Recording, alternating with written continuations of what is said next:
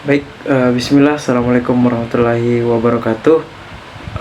Perkenalkan, nama saya Akmal Her Amnur dari kelas A Fakultas Psikologi, NIM 452409136. Kali ini saya akan menjelaskan terkait dengan refleksi diri, yaitu tentang keterkaitan antara kelebihan dan kekurangan pada diri sendiri. Baik, poin pertama yang akan saya jelaskan dari refleksi diri saya, yaitu di kelebihan. Kelebihan saya yang pertama yaitu mudah beradaptasi. Kenapa saya memiliki atau mengharuskan saya memiliki kelebihan ini? Dikarenakan agar supaya apabila saya keluar dari lingkungan saya, atau saya sudah meninggalkan orang tua saya pergi menempuh ilmu pendidikan di kampung lain, pasti saya akan bertemu dengan lingkungan baru, orang baru, serta suasana-suasana baru. Jadi saya harus mampu dan mudah untuk beradaptasi dengan lingkungan, suasana maupun orang-orang baru tersebut, yang kita tahu pada saat kita berkuliah itu kita pasti akan bertemu dengan orang-orang yang dari berbagai latar belakang serta berbagai latar suku, ras, dan agama yang berbeda-beda. Otomatis kita harus mampu untuk mudah beradaptasi, dikarenakan hal ini menjadi poin penting agar kita mudah connect.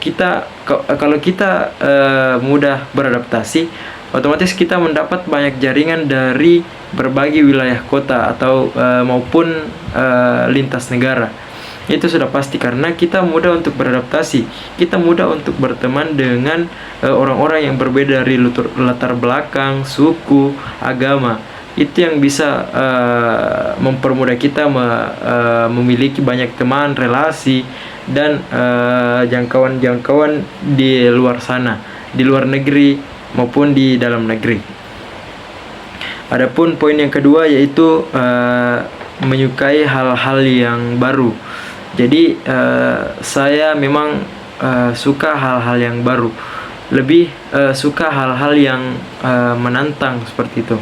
Jadi kayak tidak monoton bahwa hal itu saja, hal-hal itu saja yang kita ketahui, karena kita ketahui, seperti yang kita ketahui bahwa banyak hal yang sebenarnya bisa kita untuk pelajari, dan bagaimana cara kita untuk mengetahui hal-hal baru kalau kita tidak mau untuk mencari hal baru tersebut. Otomatis kita harus mencari hal-hal baru tersebut supaya kita bisa mengetahui hal itu. Maka dari itu kita harus mampu untuk atau memang menyukai untuk mencari hal-hal yang baru yang belum kita ketahui. Jadi kita penasaran akan hal tersebut. Jadi kita pasti akan menggali sampai kita mendapatkan hal itu atau hal yang ingin kita ketahui. Seperti itu. Poin yang ketiga yaitu tidak mudah untuk menyerah. Saya rasa ini memang juga perlu, dan seluruh mahasiswa harus memiliki kelebihan seperti ini. Karena apa? Setiap kegiatan atau usaha-usaha yang dilakukan, apabila dia mulai merintis dari nol, pasti itu akan memiliki proses yang cukup panjang untuk menjadi sukses. Nah, dalam proses tersebut ada kalanya seorang yang berusaha ini, pengusaha ini, pasti mengalami kalau semisal dagangannya tidak laku, otomatis pasti dia akan rugi. Nah, kalau pada saat dia rugi, biasanya banyak pengusaha yang sudah tidak mampu untuk melanjutkan usaha itu, dia sudah menyerah. Nah, pada saat itu seorang harus memiliki kelebihan yang tidak mudah menyerah. Jadi semisal dia mendapatkan kerugian, dia harus memutar otaknya bagaimana caranya dia untuk kembali memikirkan hal yang baru, yang positif, sehingga banyak peminat yang datang, banyak peminat dari dagangannya ini. Dia tidak monoton bahwa hanya itu saja yang dijual, dia mengkreasikan dagangannya kah atau bagaimana, sehingga para konsumen ini tertarik untuk membeli dagangannya.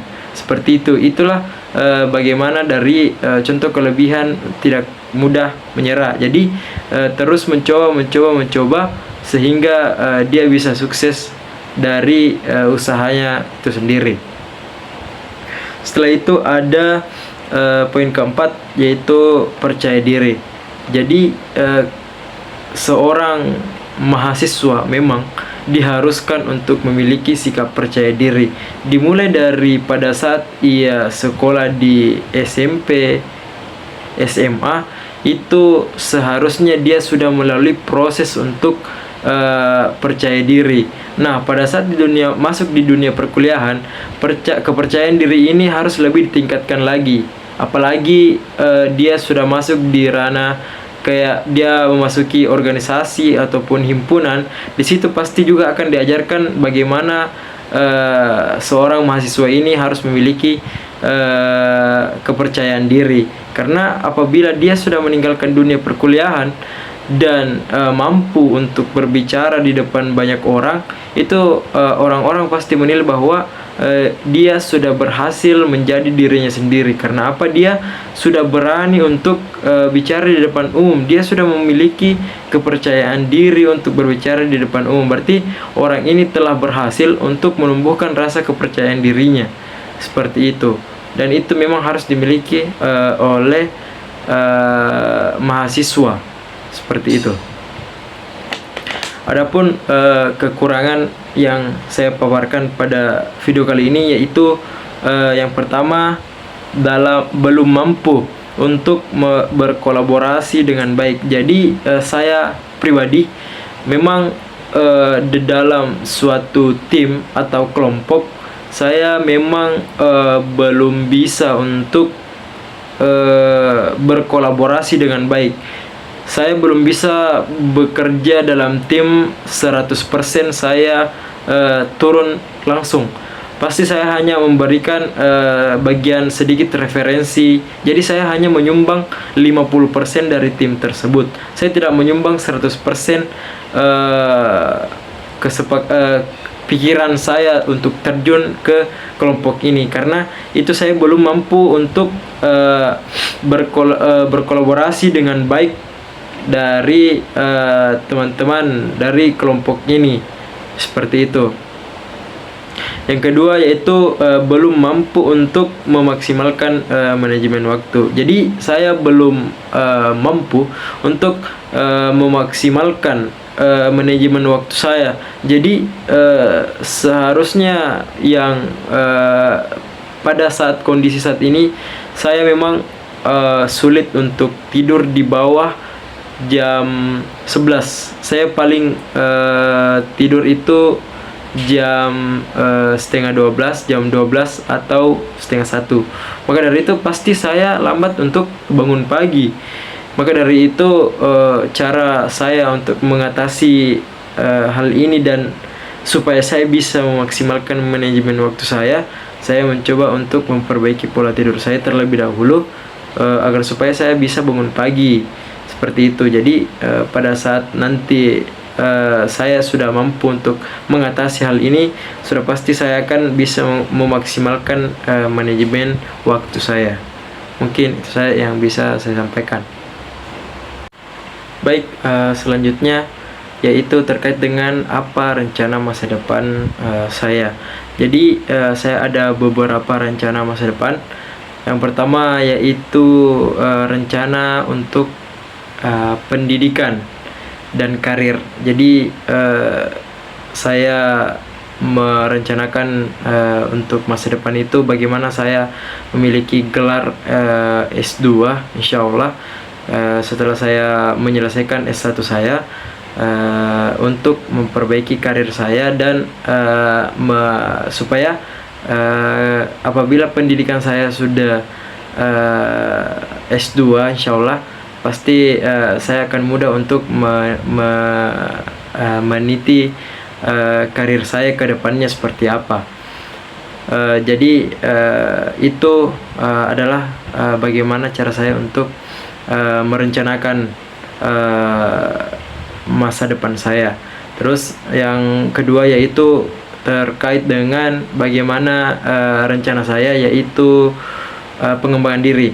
Bagaimana cara saya mengembangkan diri saya di masa depan nanti. Jadi rencana masa depan saya nanti, saya tidak mau bahwa diri saya ini tidak berkembang hanya di situ-situ saja, hanya mentok di situ-situ saja. Saya tidak mau seperti itu, karena itu berdampak buruk bagi saya pastinya. Jadi saya mau mengembangkan diri saya dengan cara saya belajar lebih tekun lagi, saya mencari hal-hal baru yang positif yang bisa membawa saya bagaimana saya sukses ke depannya.